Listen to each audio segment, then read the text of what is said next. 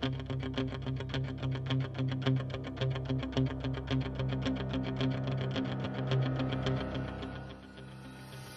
LEAP program, Life Skills and Education for Children with Autism and Other Pervasive Behavioral Disorders. Planning activities to increase desired behaviors.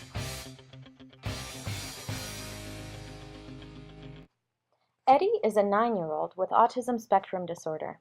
His behavioral problems include speaking out of turn, difficulty staying on task, trouble with emotional regulation, and new experiences and situations result in increased disruptive behavior.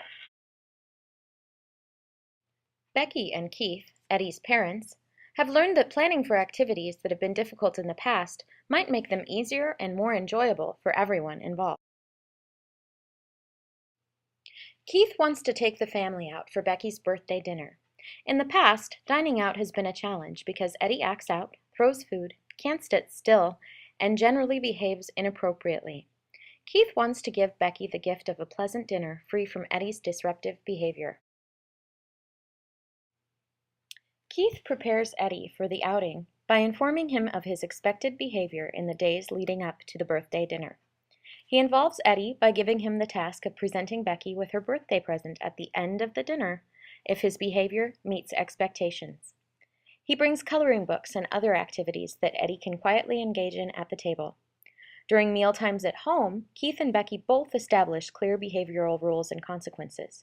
For example, if Eddie behaves inappropriately at meal times, then he will be deprived of his favorite video game for a week. Let's break this down step by step. The first step is to anticipate problems. List what you would like your child to be doing and list any possible undesirable behaviors that may occur during the activity. Anticipate problems.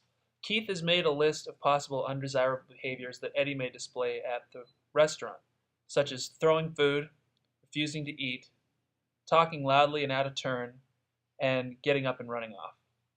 In addition, Keith has made a list of some desired behaviors that he would like to see Eddie display at the restaurant, such as staying seated, speaking in turn, and remaining calm. The next step in planning for Becky's birthday dinner is to plan some alternative activities.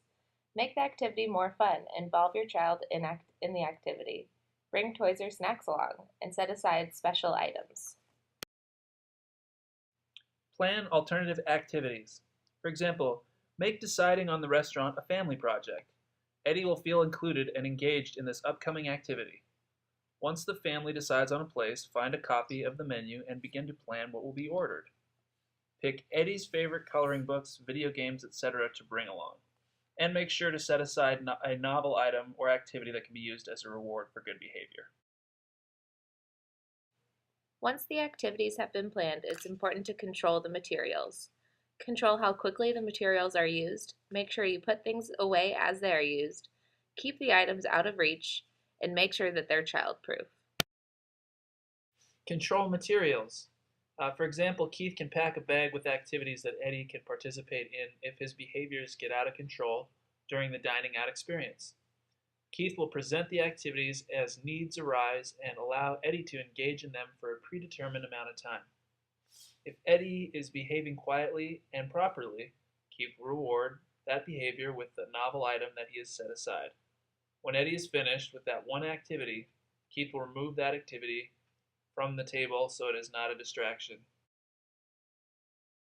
The next step is to make sure that the activities planned are appropriate, especially according to your child's age. You also want to make sure to break up long activities.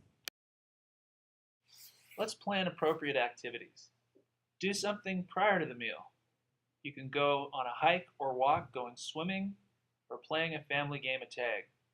Once at dinner, after the order has been placed, plan a time for Eddie to take a walk around the restaurant to break up the mealtime.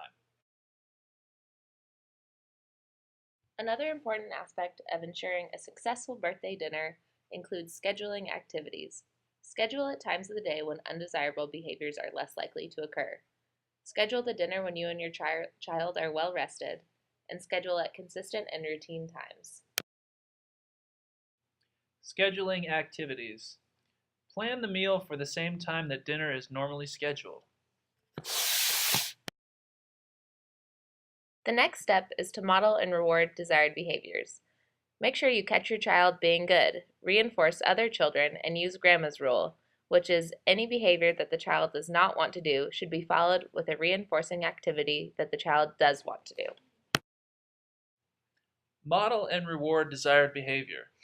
If Eddie is sitting quietly at the table, Keith and Becky need to be sure to reward him with a verbal reinforcer such as, "We really appreciate how quiet you're being. Thank you." Tell Eddie that if he behaves well during dinner, he can be the one to give Becky her gift. It's important to note that this will only work if that is something that Eddie wants to do. The final step is to establish clear rules and consequences. Be sure to state the rules positively and concretely. Give gentle reminders and keep the number of rules small. When establishing clear rules and consequences, make sure you explain to Eddie that while at dinner, everyone needs to be respectful towards the people working. Speak with their indoor voices. Stay at the table unless you ask for permission to leave.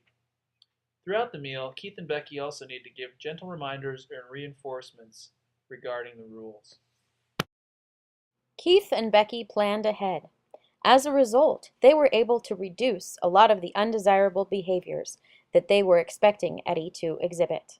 They had an enjoyable birthday meal and implemented a lot of these strategies in future activities.